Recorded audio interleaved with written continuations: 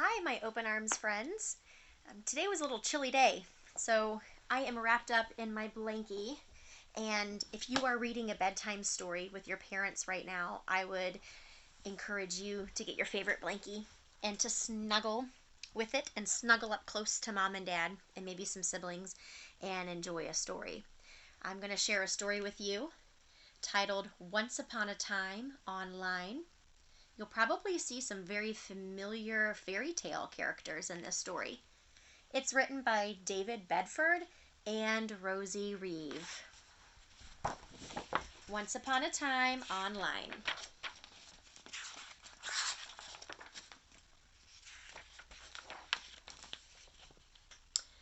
Once upon a time, not long ago, a boy named Jack watched a beanstalk grow. He started to climb it, but from somewhere up high, a tightly wrapped package fell from the sky.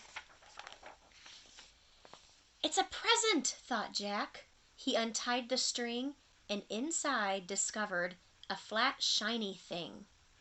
"What are you?" Jack asked, "and what do you do?" He ran off to look for someone who knew. He found Cinderella with bucket and mop. "I know," she declared. "It's called a laptop." Cinders threw down her mop, and before Jack could stop her, she became the first fairy tale online shopper. "It can do lots of stuff, but the best thing of all, with this laptop's help, I shall go to the ball." She's going to buy all of these accessories to go to her ball. Then Little Red Riding Hood peeped round the door.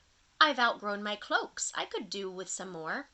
She sat down and ordered two red cloaks with hoods, and a phone just in case she got lost in the woods. Soon Rapunzel swept in, with her hair piled high, and exclaimed, "There is something I just have to buy." The three little pigs dropped in, looking for sticks, and quickly bought straw and a truckload of bricks. Then the big bad wolf, with a huff and a puff, pushed his way in and said, "That's enough!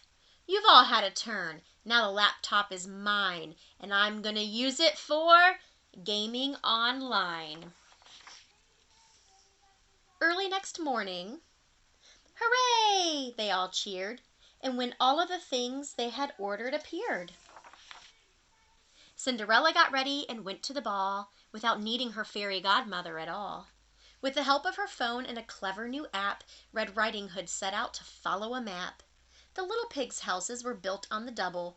Wolf was too busy gaming to cause any trouble. And Rapunzel didn't have to let down her hair. She just turned on her tablet and the prince was right there. So they all lived happily ever after until Cinderella was given a very long bill. Then the three pigs got bored and started complaining that life was too dull when the wolf was just gaming. And Red Riding Hood, busy watching her screen, walked into some brambles that she should have seen. "Help!" cried Rapunzel from up in her tower. "My tablet's not worked for over an hour." And the big bad wolf didn't know what to do when the giant wanted to play on the tablet too. "Wow, I wish we'd never seen a laptop. Someone please, please make it all stop."